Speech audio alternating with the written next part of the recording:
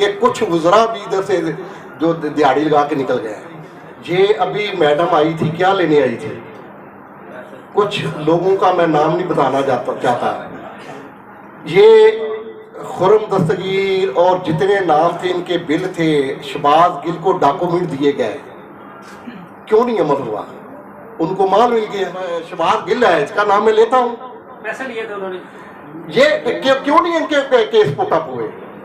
کس نے کروانے تھے؟ عمران خان کے پاس یونس انصاری تو نہیں بیٹھا. میں نے کہا وزیر اعلیٰ آپ کو پتہ ہے میرے گجرانوالہ میں کتنے کا ڈاکہ ڈال چکا ہے؟ اس نے کہا مجھے پتہ ہے.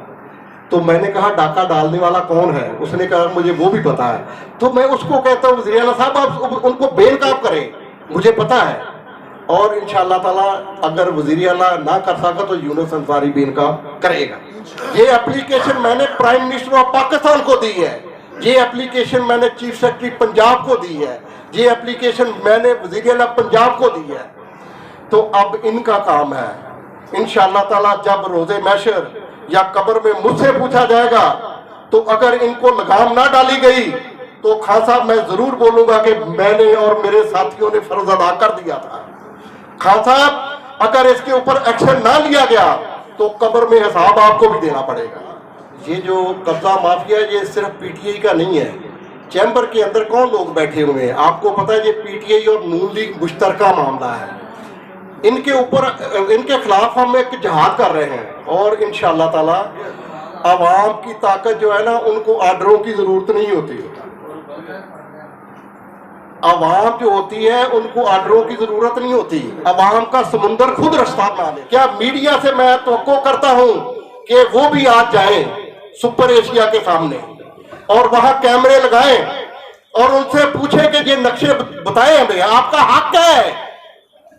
یہ میڈیا والے میرے دوست نوجوان ساتھی, آپ کا حق ہے کہ وہاں کیمرے لگائیں کہ یونس انصاری کہہ رہا ہے کہ تیرے پلازے کا نقشہ نہیں ہے, تو نے ایکڑوں کے حساب سے اپنی جگہ آگے جو ہے نا قبضہ کیا ہوا ہے.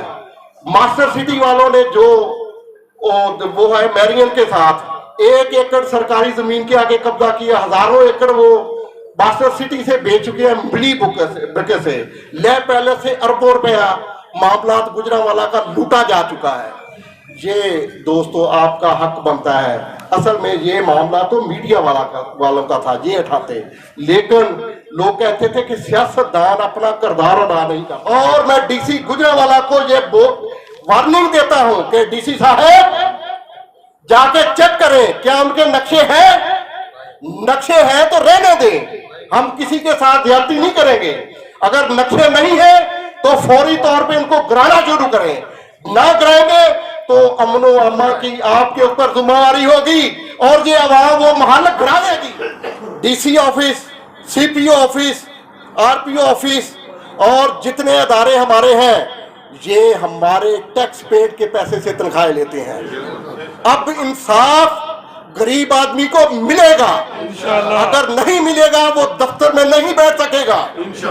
اور یہ جو گنڈا عناصر ہے یہ بھی اپنے دفتروں میں اب آپ کسی حساب سے بیٹھیں, اب ان کے گرے باندھ پکڑے جائیں گے.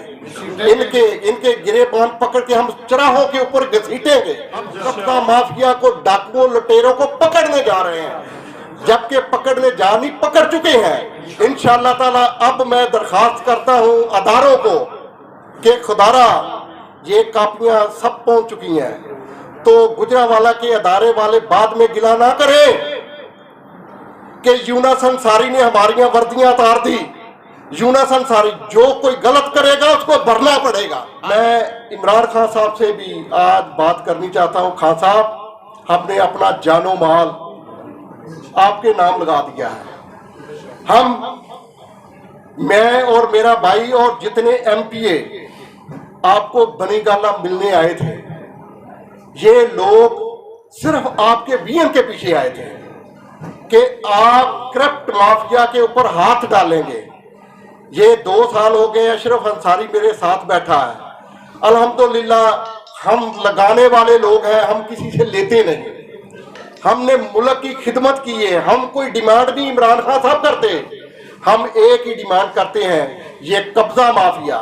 مطلب نواز شریف کو ہم نے کیوں چھوڑا تھا؟ وہ قبضہ مافیا کا سرغنہ تھا. ان کے بڑوں کو ہم نے کیوں چھوڑا؟ وہ قبضہ مافیا کے سرگنے تھے۔ تو عمران خان صاحب، ابھی آپ کی چھتڑی کے نیچے اگر قبضہ مافیا طاقتور ہوتا جائے گا تو یہ شریف آدمی کدھر جائیں گے؟ لیکن عمران خان صاحب، آپ نے فیصلہ کرنا ہے، آپ نے فیصلہ کرنا ہے۔